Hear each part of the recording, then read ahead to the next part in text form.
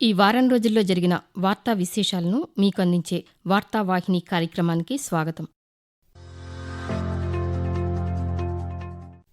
ఢిల్లీలోని విజ్ఞాన్ భవన్లో బుధవారం జరిగిన జాతీయ సదస్సులో రాష్ట్రపతి ద్రౌపది ముర్ము పాల్గొన్నారు. అదే వేదిక నుండి బెంగళూరు ఐఐఎస్సిలోని centre for nano science and ఇంజనీరింగ్లో గిరిజన విద్యార్థుల కోసం సెమీ కండక్టర్ ఫ్యాబ్రికేషన్ శిక్షణా కేంద్రాన్ని, ఏకలవ్య ఆదర్శ పాఠశాలల్లో 75 స్పేస్ ల్యాబ్లను రాష్ట్రపతి ద్రౌపది ముర్ము దృశ్య మాధ్యమం విధానంలో ప్రారంభించారు.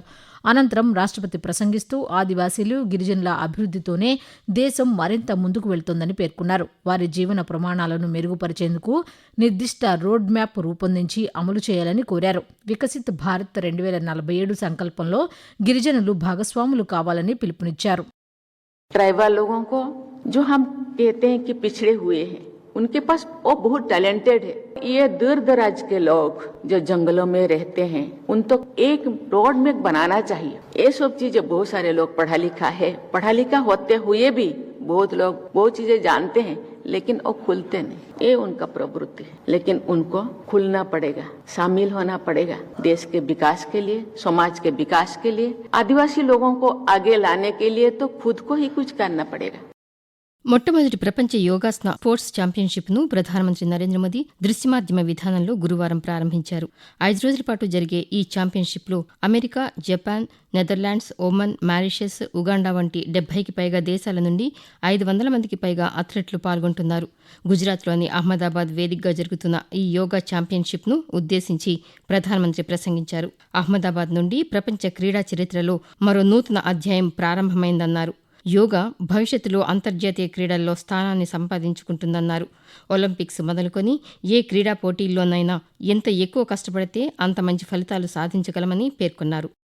विश्व की स्पोर्ट्स लेगेसी में एक और नया अध्याय जुड़ा है. वर्ल्ड योगासना चैंपियनशिप शुरू हो रही है. मैं इस चैंपियनशिप में हिस्सा लेने आए सभी देशों के एथलीट्स का भारत में स्वागत करता हूं. ये आयोजन पूरे देश के लिए गर्व की बात है. वर्ल्ड योगासना चैंपियनशिप अपने आप में हेल्थ और वेलनेस की डबल डोज लेकर आ गई है.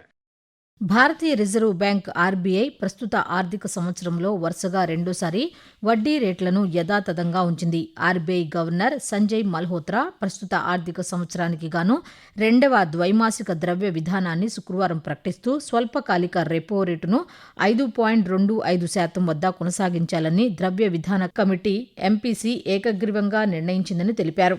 ప్రస్తుత ఆర్థిక సంవత్సరానికి జీడీపీ వృద్ధి అంచనాను ఆర్బీఐ 6.9% నుండి 6.6% తగ్గించింది. అదేవిధంగా సిపిఐ ద్రవ్యోల్బణ లక్ష్యాన్ని కూడా 4.6% నుంచి 5.1% పెంచింది. విశాఖపట్నం కేంద్రంగా 18వ రైల్వే జోన్గా దక్షిణ కోస్తా రైల్వే జోన్ ఎస్సీఓఆర్ సోమవారం నుండి తన అధికారిక కార్యకలాపాలను ప్రారంభించింది.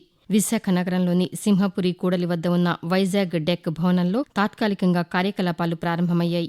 3,532 కిలోమీటర్ల పరిధి, 4 డివిజన్లు, 385 స్టేషన్లతో విస్తరించిన ఈ జోన్ రాష్ట్ర రైల్వే రంగ ముఖ చిత్రాన్ని మార్చడంతో పాటు స్థానిక ఉద్యోగ అవకాశాలను భారీగా పెంచనుందని ముఖ్యమంత్రి నారా చంద్రబాబు నాయుడు సామాజిక మాధ్యమంలో పోస్ట్ చేశారు.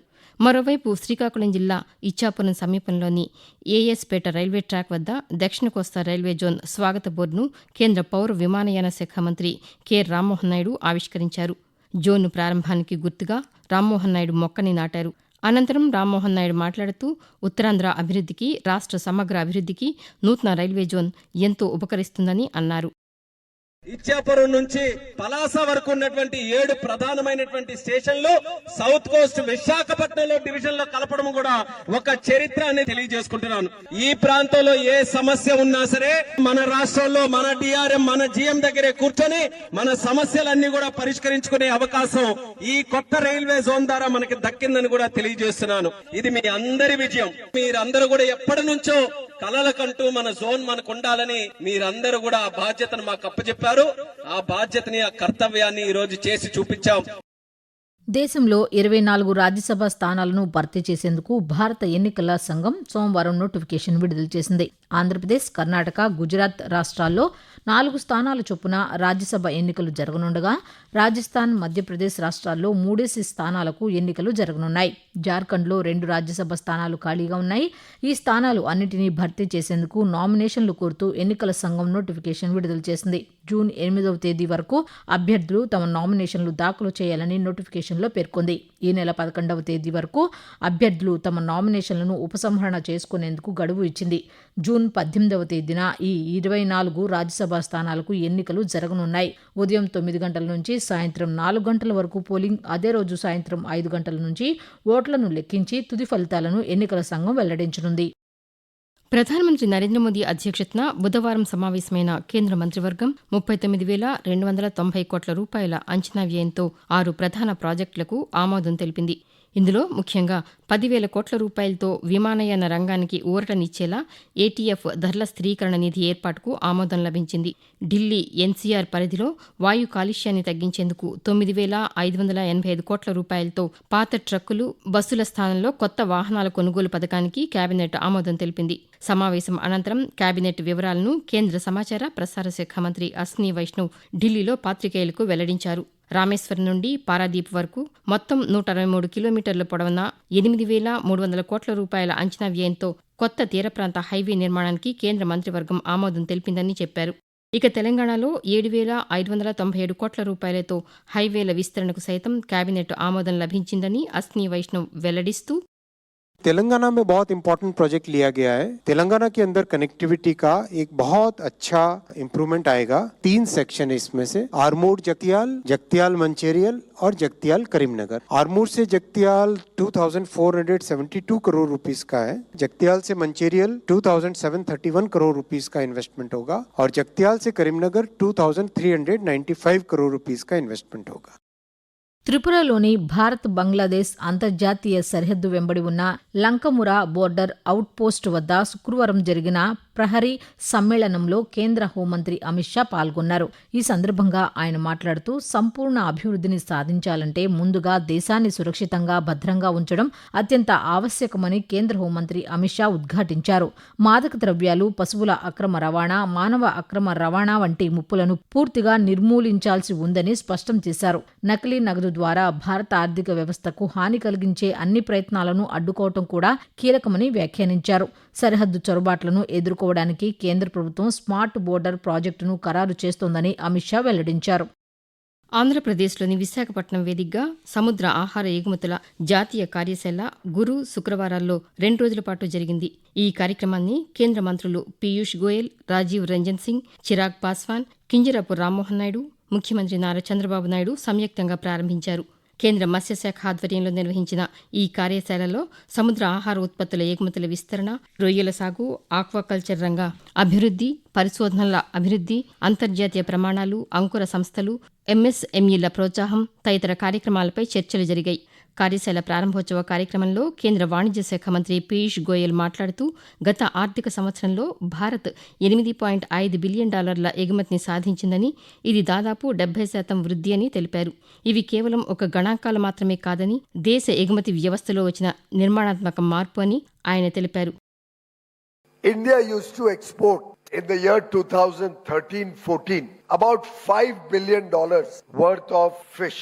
Today, in the year ended 31st March, we have exported $8.5 billion of marine products. That's a 70% growth. Global trade in the fisheries sector was about $150 billion in 2014. In the year 2024, it has reached $164 billion. Growth is 10%. We have achieved 70% growth. శిలాజరహిత ఇంధన సామర్థ్యం కలిగిన అగ్రశ్రేణి ఉత్పత్తిదారులలో భారత్ ప్రపంచంలోనే ఒకటిగా ఎదుగుతున్నట్లు కేంద్ర నూతన పునరుత్పాదక ఇంధన శాఖ మంత్రి ప్రహ్లాద్ జోషి అన్నారు. ప్రధానమంత్రి సూర్యఘర్ ముఫ్త్ బిజిలీ యోజన 2 ఏళ్లు పూర్తయిన సందర్భంగా గురువారం న్యూఢిల్లీలో నిర్వహించిన ఒక కార్యక్రమంలో ఆయన మాట్లాడుతూ, ఈ పథకం విజయవంతం కావడానికి ప్రధాన కారణం దేశ పౌరులు తమ ఇంటి పైకప్పులపై సొంతంగా విద్యుత్తును ఉత్పత్తి చేసుకోగలరని, తద్వారా విద్యుత్ బిల్లు 0 అవుతుందని గ్రహించడమేనని అన్నారు. పీఎం సూర్యఘర్ ముఫ్త్ బిజ్లీ యోజన దేశంలోని గృహాలకు ఉచిత విద్యుత్తును అందించే లక్ష్యంతో కూడిన ప్రభుత్వ పథకమని, దీని కింద గృహాలు తమ పైకప్పులపై సౌర ఫలకాలను ఏర్పాటు చేసుకోవడానికి రాయితీ అందిస్తామని చెప్పారు. అంతకుముందు WhatsApp chatbot Santosh PM Suryaghar లోగోను ప్రహ్లాద్ జోషి ప్రారంభించారు. మధ్యప్రదేశ్లోని రైసెన్ జిల్లాలోని రమాస్యా గ్రామం నుండి ఖేల్ బచావో అభియాన్ ప్రచార కార్యక్రమాన్ని కేంద్ర వ్యవసాయ, రైతు సంక్షేమ శాఖ మంత్రి శివరాజ్ సింగ్ చౌహాన్ సోమవారం ప్రారంభించారు. ఈ ప్రచారం దేశవ్యాప్తంగా 4 రోజుల పాటు నిరంతరాయంగా కొనసాగుతుంది. వ్యవసాయ భూములను పరిరక్షించడం, రైతులతో శాస్త్రీయ వ్యవసాయాన్ని ప్రోత్సహించడం ఈ కార్యక్రమం ముఖ్య ఉద్దేశం.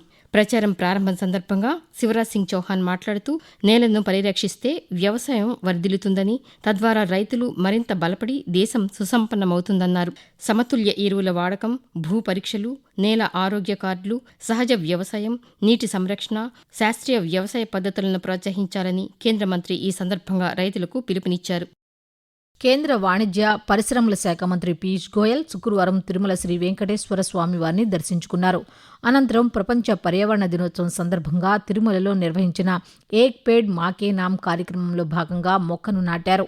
ఈ సందర్భంగా కేంద్ర మంత్రి మాట్లాడుతూ, పర్యావరణ పరిరక్షణపై దేశవ్యాప్తంగా అవగాహన పెరగాల్సిన అవసరం ఉందన్నారు.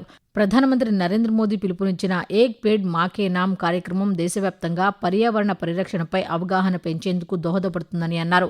తిరుమలలో తల్లి పేరిట మొక్క నాటడం ఎంతో ఆనందంగా ఉందని తెలిపారు. ఈ కార్యక్రమం ద్వారా పచ్చదనం ప్రాముఖ్యతపై ప్రజల్లో మరింత చైతన్యం పెరుగుతుందని ఆశాభావం వ్యక్తం చేశారు. విజయవాడలోని ఆంధ్రప్రదేశ్ లోక్ భవన్లో తెలంగాణ, గోవా, సిక్కిం రాష్ట్రాల ఆవిర్భావ దినోత్సవ వేడుకలు మంగళవారం నిర్వహించారు. ఏక్ భారత్ శ్రేష్ఠ్ భారత్ కార్యక్రమంలో భాగంగా జరిగిన ఈ వేడుకల్లో గవర్నర్ ఎస్ అబ్దుల్ నజీర్ పాల్గొని ప్రసంగించారు. ఈ సందర్భంగా గవర్నర్ మాట్లాడుతూ, తెలంగాణ రాష్ట్రం గొప్ప సాంస్కృతిక వారసత్వానికి ప్రసిద్ధి చెందిందన్నారు. అదేవిధంగా సిక్కిం దేశంలో అత్యంత పరిశుభ్రమైన రాష్ట్రాల్లో ఒకటిగా, జీవ వైవిధ్య రాష్ట్రంగా గుర్తింపు పొందిందని తెలిపారు. అలాగే గోవా తన అద్భుతమైన సముద్ర తీరాలు, పర్యాటక ఆకర్షణలతో దేశంలో ప్రముఖ పర్యాటక కేంద్రంగా ప్రత్యేక స్థానం సంపాదించుకుందని పేర్కొన్నారు. రాష్ట్రాల మధ్య సాంస్కృతిక ఐక్యత, పరస్పర అవగాహనను పెంపొందించడమే ఏక్ భారత్ శ్రేష్ఠ్ భారత్ కార్యక్రమం ప్రధాన ఉద్దేశమని గవర్నర్ తెలుపుతూ, I extend my warm greetings and heartiest felicitations to the people of Sikkim, Goa and Telangana. Ek Bharat Shresth Bharat program aims to forge a strong relationship and bonding among all the people of the country and enhance the interaction and promote mutual understanding between different states and union territories through the concept of oneness. It is aimed at establishing and promoting sustained cultural connection with each other through language, culture, traditions, music, tourism, cuisine, sports and sharing of best practices, etc. ఢిల్లీలోని ఒక హోటల్లో బుధవారం ఘోర అగ్ని ప్రమాదం జరిగింది. దక్షిణ ఢిల్లీలోని మాలవీయ నగర్లో హోటల్లో జరిగిన ప్రమాదంలో 21 మంది సజీవ దహనమయ్యారు. 35 మందికి పైగా గాయపడ్డారు. అగ్ని ప్రమాదం జరిగినప్పుడు మికాసా ఇన్ హోటల్లో విదేశీయులు సహా 40 మంది వరకు ఉన్నారని దక్షిణ ఢిల్లీ డీసీపీ అనంత్ మిట్టల్ తెలిపారు. ఈ ఘటనపై ప్రధానమంత్రి నరేంద్ర మోదీ స్పందిస్తూ, అగ్ని ప్రమాదంలో చాలా మంది ప్రాణాలు కోల్పోవడం అత్యంత విషాదకరమని, ఆత్మీయులను కోల్పోయిన వారికి ప్రగాఢ సానుభూతిని తెలియజేస్తున్నానని సామాజిక మాధ్యమ పోస్టులో పేర్కొన్నారు. ప్రధానమంత్రి సహాయ నిధి నుంచి మృతుల కుటుంబాలకు ఒక్కొక్కరికి 2 లక్షల రూపాయలు, గాయపడిన వారికి 50,000 రూపాయల చొప్పున నష్టపరిహారాన్ని ప్రకటించారు. కర్ణాటక నూతన ముఖ్యమంత్రిగా డీకే శివకుమార్ బుధవారం ప్రమాణ స్వీకారం చేశారు. బెంగళూరు లోక్ భవన్లోని గ్లాస్ హౌస్లో జరిగిన ఈ కార్యక్రమంలో గవర్నర్ థావర్చంద్ గెహ్లాట్ డీకే శివకుమార్తో ప్రమాణ స్వీకారం చేయించారు. అలాగే ఆ రాష్ట్ర కాంగ్రెస్ పార్టీ సీనియర్ నాయకులు జి పరమేశ్వర్ ఉప ముఖ్యమంత్రిగా ప్రమాణ స్వీకారం చేశారు. ఈ ఇద్దరితో పాటు మరో 12 మంది శాసనసభ్యులు, మంత్రులుగా ప్రమాణం చేశారు. ఈ కార్యక్రమానికి కాంగ్రెస్ పార్టీ జాతీయ అధ్యక్షులు మల్లికార్జున ఖర్గే, లోక్సభ ప్రతిపక్ష నేత రాహుల్ గాంధీ, కర్ణాటక మాజీ ముఖ్యమంత్రి సిద్దరామయ్య, కేరళం, తెలంగాణ రాష్ట్రాల ముఖ్యమంత్రులు, ఉప ముఖ్యమంత్రులతో పాటు పలువురు కాంగ్రెస్ పార్టీ నాయకులు హాజరయ్యారు. ఆంధ్రప్రదేశ్లో అమలు చేస్తున్న ప్రకృతి వ్యవసాయ విధానానికి అంతర్జాతీయ స్థాయిలో మరో కీలక గుర్తింపు లభించిందని వ్యవసాయ శాఖ మంత్రి కింజరాపు అచ్చెన్నాయుడు బుధవారం ఒక ప్రకటనలో తెలిపారు. ప్రతిష్టాత్మక ఫుడ్ ప్లానెట్ ప్రైజ్ 2026 పురస్కారానికి ఆంధ్రప్రదేశ్ ప్రజా భాగస్వామ్య ప్రకృతి వ్యవసాయ కార్యక్రమం ఏపీసీఎన్ఎఫ్ ఎంపికైందని వెల్లడించారు. ప్రకృతి వ్యవసాయానికి ప్రపంచస్థాయి గుర్తింపు రావడం రాష్ట్ర రైతాంగం, గ్రామీణ మహిళల కృషికి దక్కిన గౌరవమని పేర్కొన్నారు. ప్రకృతి వ్యవసాయం ద్వారా పర్యావరణ పరిరక్షణతో పాటు సుస్థిర వ్యవసాయం సాధ్యమవుతుందని పేర్కొన్నారు. ఈ వారం రోజుల్లో జరిగిన వార్తా విశేషాలను మీకు అందించే వార్తా వాహిని కార్యక్రమాన్ని ఇప్పటివరకు విన్నారు. వ్యాఖ్యానం కె సుగుణ, ఎస్ మణిశ్రీ. సమర్పణ ప్రాంతీయ వార్తా విభాగం, ఆకాశవాణి విజయవాడ కేంద్రం.